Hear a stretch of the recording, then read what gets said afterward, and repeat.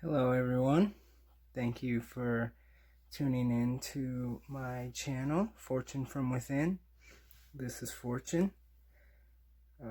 Today I have a tarot reading for the full moon in Pisces, September 1st, 2020. So first I'm going to burn a little incense. I always burn some. This is Ujari frankincense. Some of you know I've been burning this recently. I have extremely high grade this right now, and I have even more really high grade white copal on its way. So keep in tune for that and message me if you're interested. So burn a little of this to start for the goddess. All right, let's get into it. So it's full moon in Pisces. A lot of stuff going on. There's a lot more going on in our chart right now than just the full moon in Pisces, but September is going to be very interesting. We got some planets going direct, so we have Saturn and Jupiter going direct in September, and then in October, on October 4th, Pluto's going direct. Alright, let's start.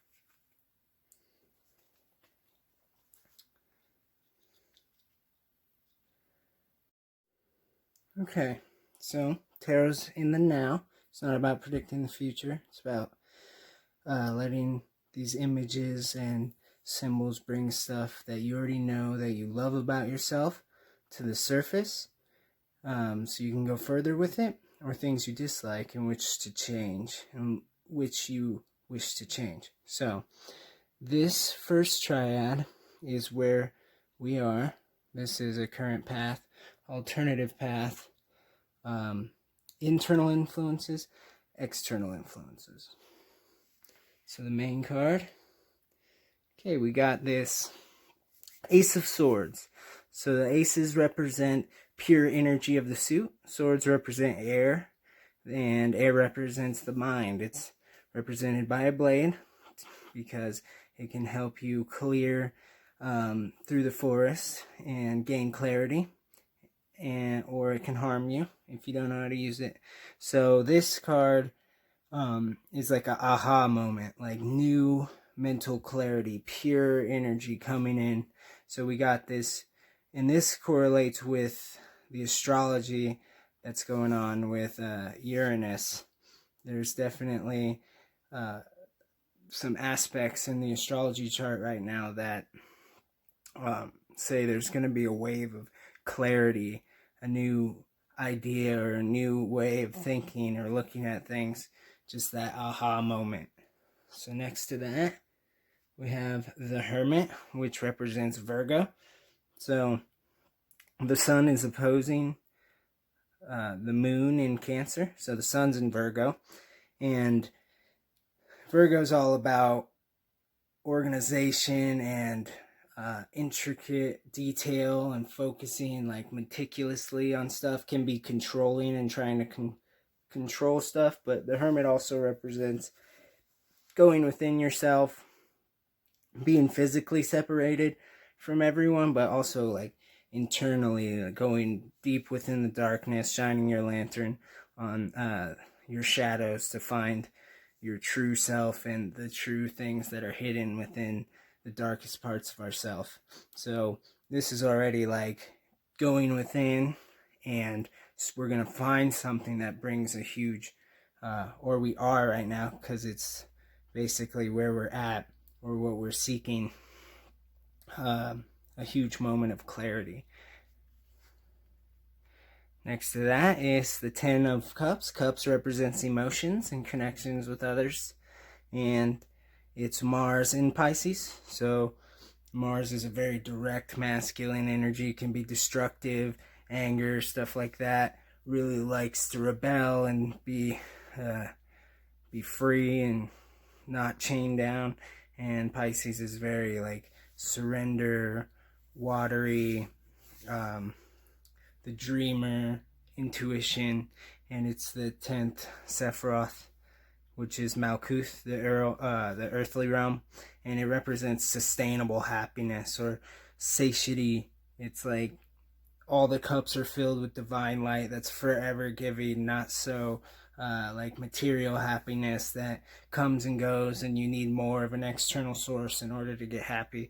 This is full, sustainable, satiated feeling of emotions. So this is coming with this new idea after going so deep within ourselves.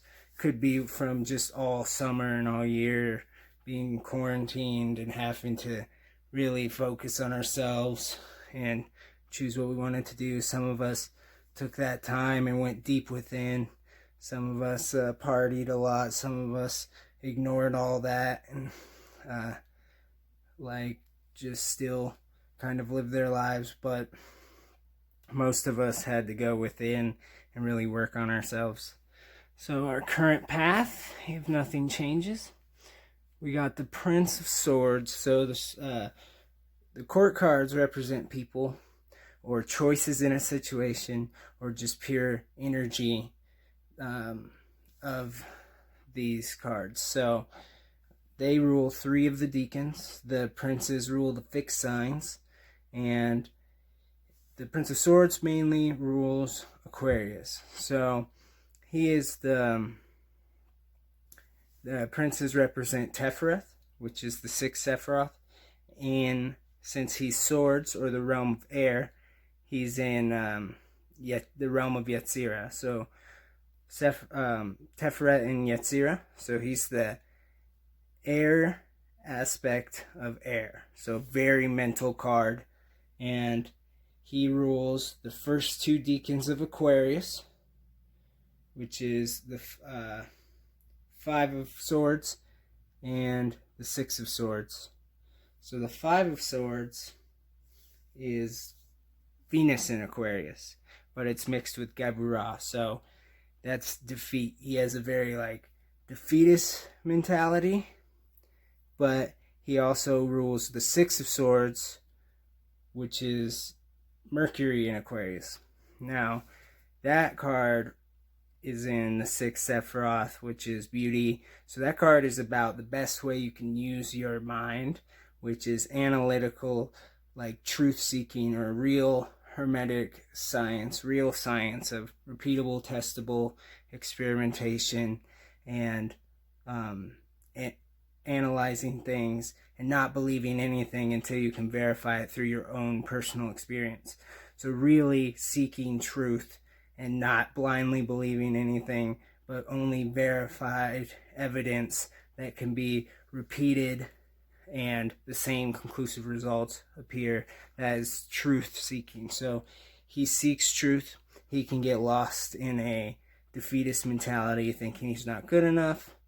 So this can represent a person or someone with some type of energy we've been using. He also rules the 4 of coins. So the 4 of coins is the sun in Capricorn and represents power. The coins are material realm. So he has a very logical mind, down to earth, and he wants to build a foundation of stability in his material realm. But he can also feel that he's not good enough. Now, his chariot's being pulled by all these little versions of him representing all these ideas or projects he starts, pulling his chariot in different ways, which is bringing it to a halt.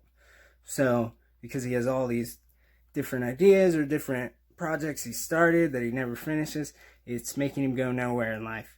So, he's about to cut some of these cords. That way his chariot can start moving in a direction and he won't be so stagnant again. Now, let's see what's next to him. We have Mercury in Cancer. Now, the Three of Cups represents abundance. Cups is emotions and connections with others.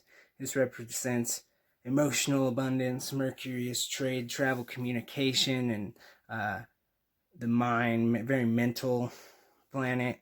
And it's in Cancer, which is a very nurturing, mothery, watery sign. So very connecting and trading with others. And it's in Binah, the third Sephiroth, which is like the Divine Mother. And it's about being emotionally abundant, as well as it has some material trade influence in there. So in a whole bunch of like happiness and material abundance is associated with this guy right now. And then let's see what's next to that is the Chariot, which represents Cancer. Now, Cancer is, like I said, the maternal, like very feminine, motherly sign. And the Chariot represents going forth, taking action. He's pulled by the 5 fixed signs of the zodiac, but in other decks, he's pulled by a white sphinx and a black sphinx to represent taking your knowledge of right and wrong and taking action. Whereas the card right before him is the Lovers, which in the original Marseille decks was a choice presented to you.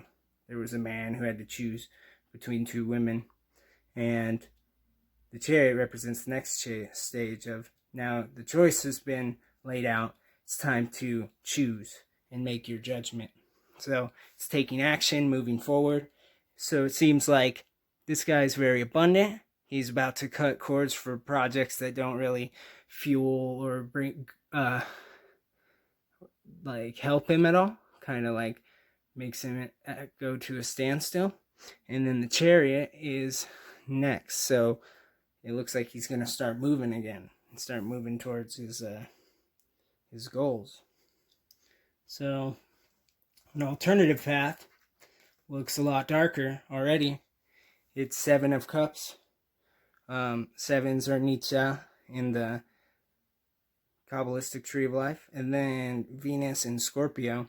So Venus in Scorpio wouldn't necessarily be like a bad thing, but Venus in Scorpio, Venus loves luxuries and loves the finer things and to indulge, and rules Taurus, who loves to indulge.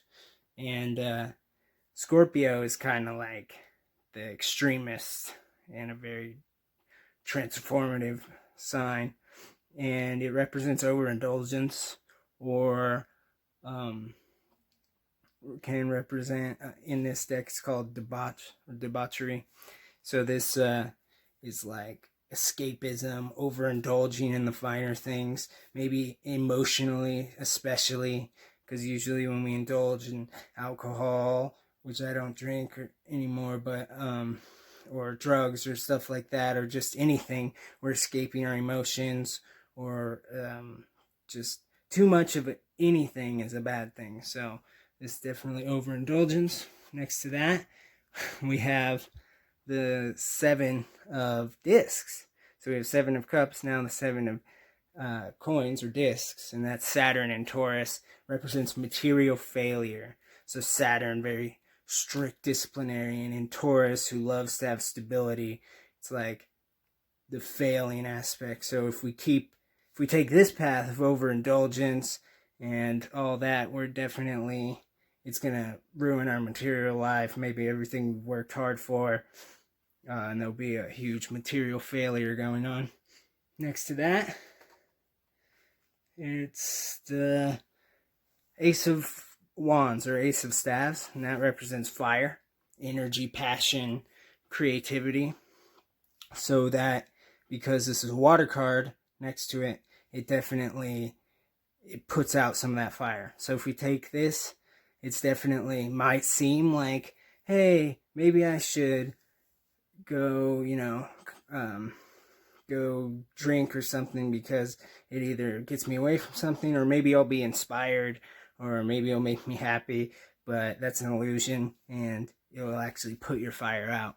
So here's the internal influences.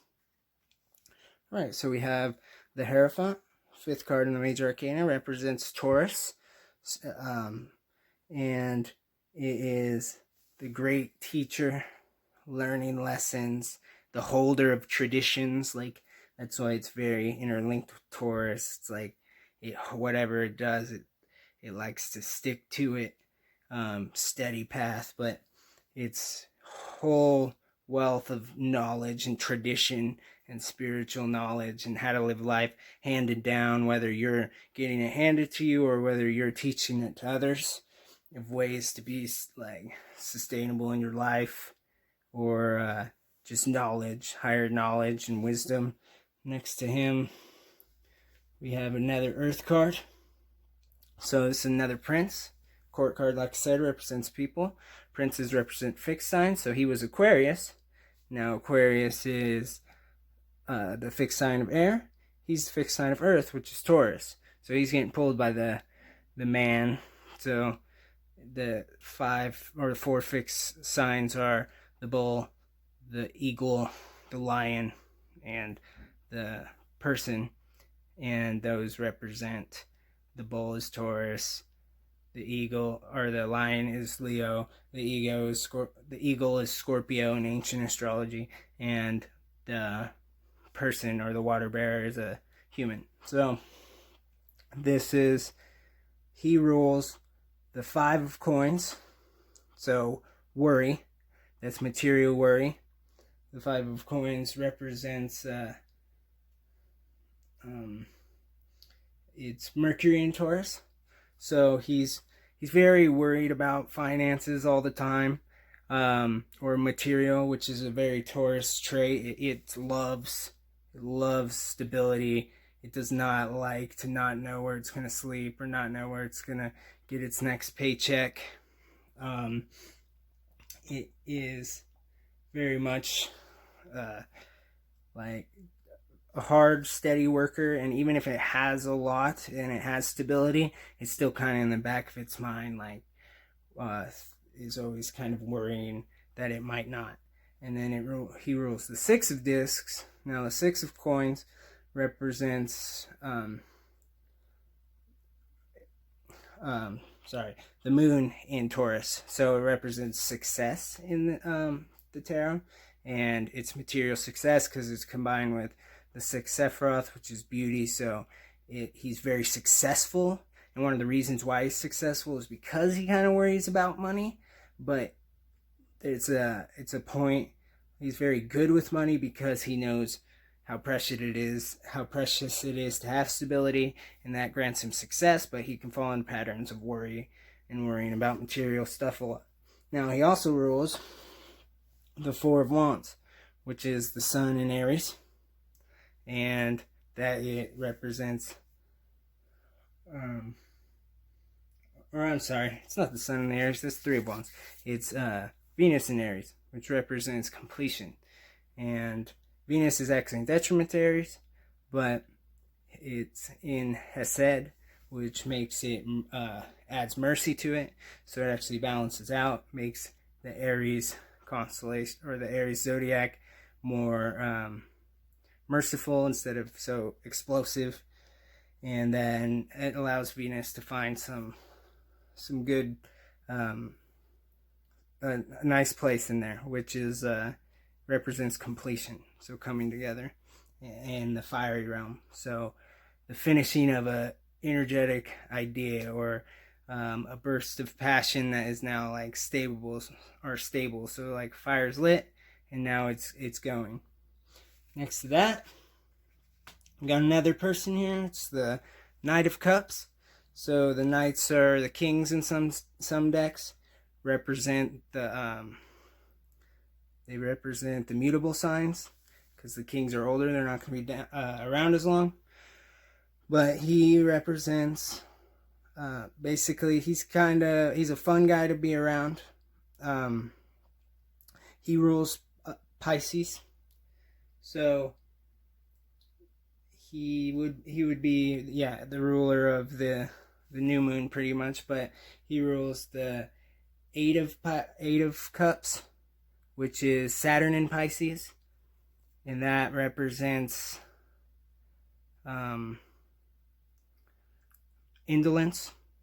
So the Eight of Cups is indolence or laziness. Like all the cups are, because Saturn in Pisces. So when Saturn is trying to be the disciplinarian in Pisces, Pisces gets lost in escapism. So it kind of like some cups are full, some isn't. So he can get lost in escapism. He rules the Seven of Swords, which is Aquarius. It's an Aquarius card, which represents the moon in Aquarius.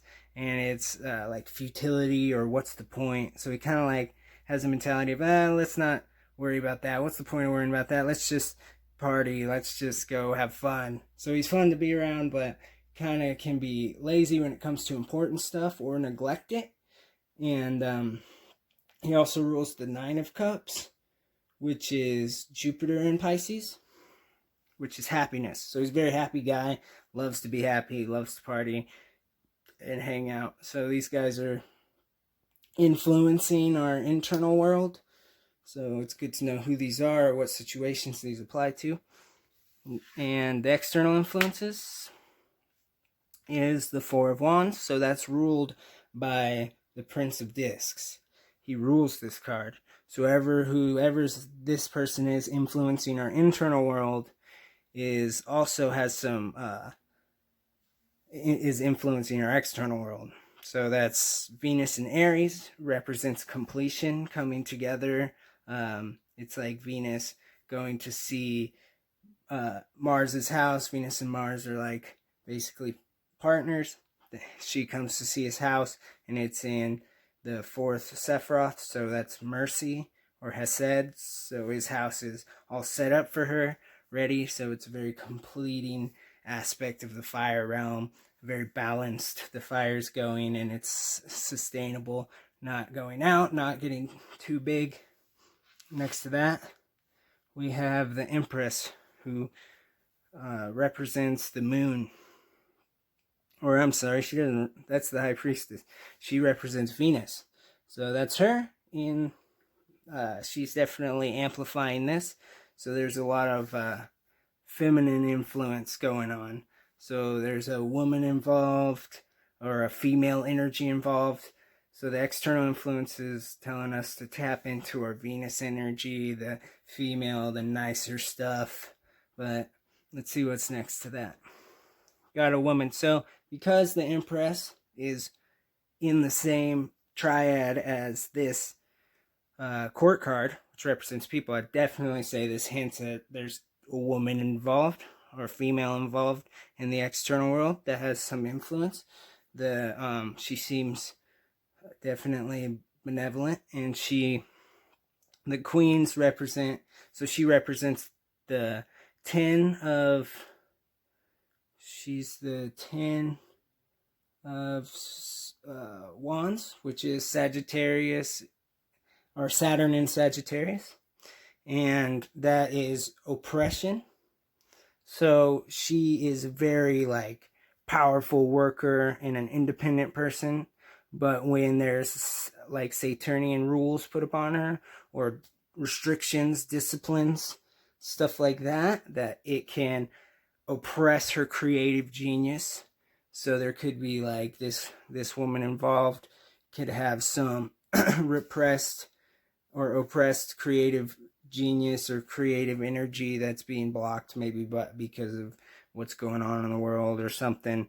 And then she also rules the Two of Coins, which is Jupiter and Capricorn, represents change in the material realm. So constant, she's very adaptable and always ready, and is very in harmony with the forever permanent law of change. Everything's always fluxing and changing, and she finds a lot of comfort in the unknown, in the change. And then the Three of Coins, which is Mars in Capricorn. So that's works. It represents hard work in the material. Like, so she's a hard worker, very very adapted to change, and needs her creative freedom. So looks like right now we're going within, or going deep into the darkness, and there's this aha moment of sustainable happiness, everything we've ever wanted. And then our current path, if we keep up the good aspects of whatever we're doing, looks like we're gonna cut out some of the stuff that's not really taking us anywhere, and go start moving in a direction that helps us abundantly. This path is very much like a dark path. I don't suggest it. This is substance abuse, wasting money, material failure, loss of houses or jobs, dampening our spiritual fire. And then our internal world is being influenced by this guy who's definitely a hard worker, and this is the energy we need to be around. And then there's this guy who's influencing, but he kind of just wants to escape and party, so he wants to take this path. But this person wants to take this path, wants to take the good path. So, and then the external world is influenced by a woman who is definitely finding, I feel like, because this fire card, it is probably opening up some of the oppressed fire she has. So she's a hard worker, and she definitely has motherly energy and creative energy, definitely has something to birth into reality. And it's time to nurture that within us all, as well as whoever this is. Seems like she's going down a correct path, or to learn from her, or adapt to that style of life and the way she's living her life and doing stuff. So that's all I have for you. So thank you for tuning in, and please like, subscribe, and share my videos. Sharing really helps a lot, because that's how I can get the word out more. If you are interested in any incense or personal tarot readings and astrology readings, please let me know. I want to start expanding into other areas in my YouTube channel, like maybe more astrology readings or something. So if you have any suggestions or anything you want to know about, let me know. And thank you again. Enjoy your full moon, and may Jupiter shine much fortune upon you, and may you find your fortune from within. Thank you.